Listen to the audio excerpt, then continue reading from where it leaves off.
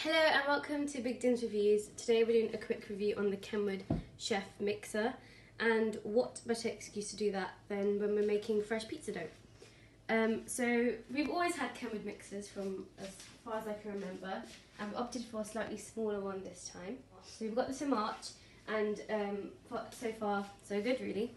What we haven't done though since March is checked out all of the pieces, so we haven't actually got round to collating all the pieces, so we might just do that now.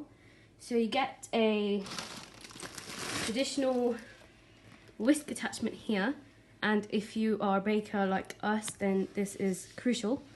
So we actually also have got the K blade, which is over here, and the K attachment is absolutely necessary if you're making buttercream, and I think there's a recipe going on our blog on that soon. Of course, I also forgot, we've got the very needed dough attachment. It looks like this basically, and it's to knead all sorts of doughs as far as I know. So back to that funny hook over here, which is actually called the dough hook we've discovered, and it's for yeasty dough mixes, which is basically all sorts of breads. And one thing you can't have too much of, a spatula, and we get one every time we get a new mixer, and I know you can't, and it's actually really exciting, as sad as that sounds.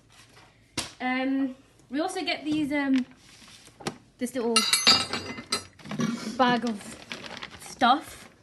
This is the first time I'm actually flicking through it, so I'm actually as excited as you are.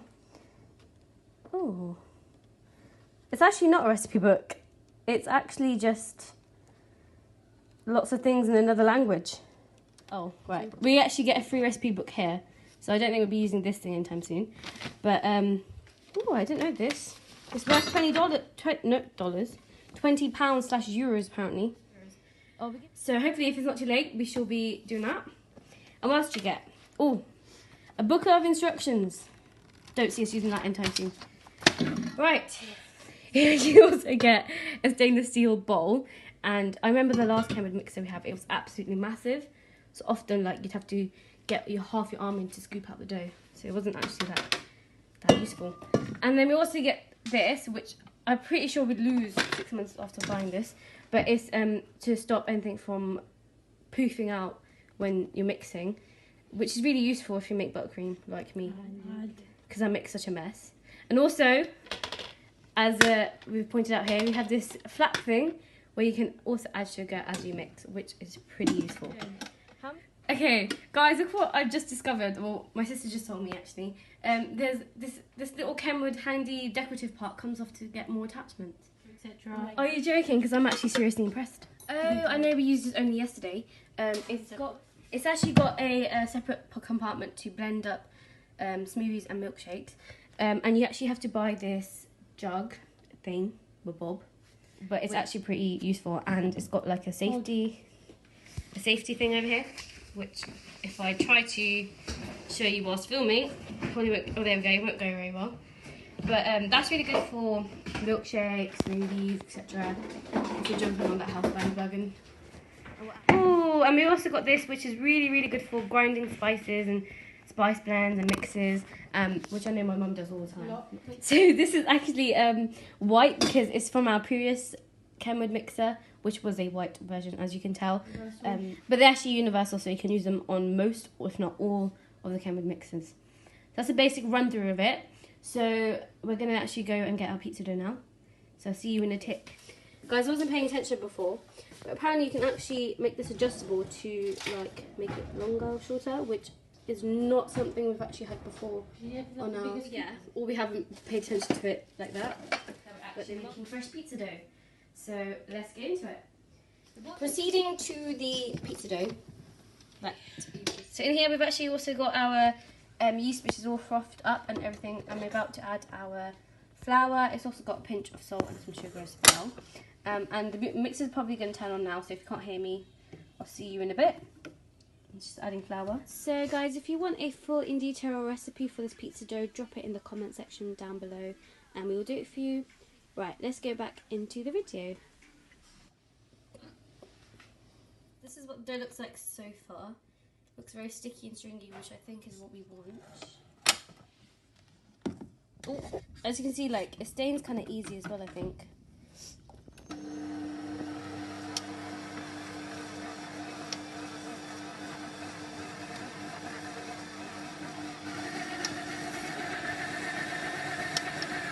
whilst the perfect pizza dough is being prepped, I might as well talk you guys through the instruction manuals. I, for one, do not look at this, but it may be of interest to you guys. This is just a health and safety skip. But here's kind of some of the information you can see into it. And what I really like over here is that they've got little tips and tricks for, I know, bread making and key terms and stuff, which is pretty useful.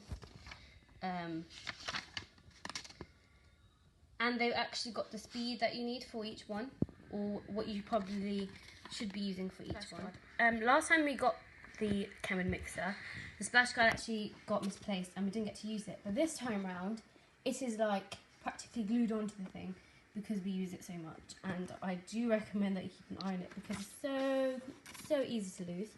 And they also got a little recipe in here. That's really cool, actually. So that's just a quick insight to the instruction manual. I think the rest is in other languages, but it's the same thing. Okay. So right now the mixer is on minimum speed, so I hope you guys can hear me. But there are 6 settings on here, plus a min and a max. And I will probably talk you through each one now. So right now it's on the minimum.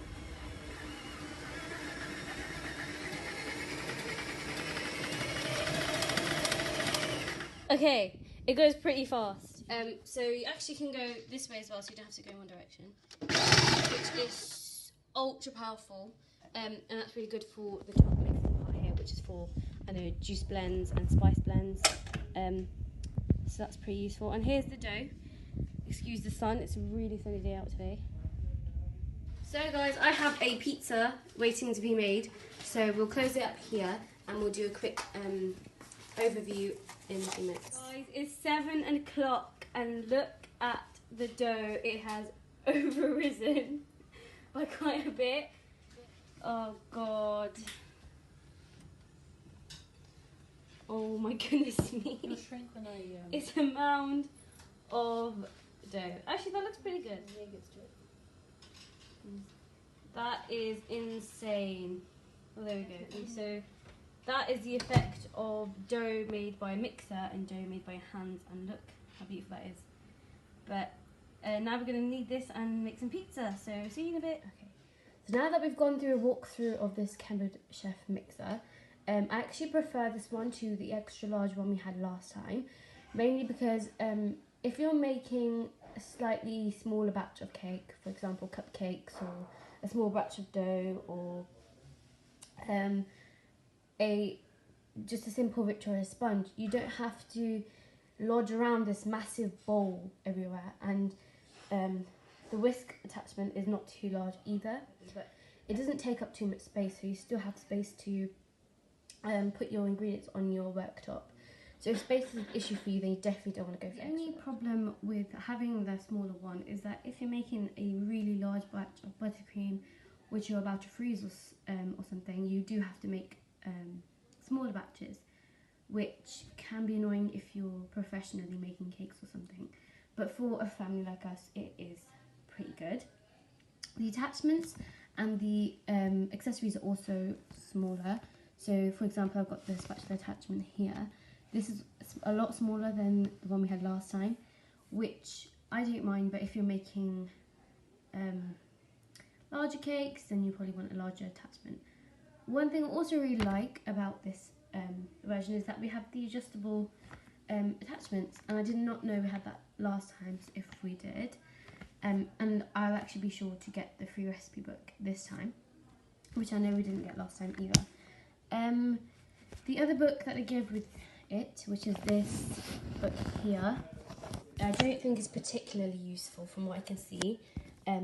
It's just got extra information in there which I don't, so like what other attachments you can get, which I don't think we'd probably be getting. Like, there's more tips over here, because obviously with Kenwood you can get so many attachments, so I'm guessing this would be useful if you've just bought a new mixer and all the attachments and you have no idea where to start. But this is it. But I don't think we'll be using this book anytime soon anyway. So that's probably all for now. So if you like the video, then please give it a big thumbs up and drop a comment down below if you want to see the pizza dough recipe, or if you want to see how it's turned out, go on to our Instagram or our Twitter. But thank you for watching, and we'll see you next time. Bye bye. I feel like a Dalek. Can I say that? Is that weird? Say that? That's what the K represents. K for kneading. No, otherwise K for Kenwood. No, K for kneading. No. I just had an epiphany. Anyway. The metal, the glass thing. Whoa. You've got additional attachments you can add. I'm not even being funny. I have just discovered this.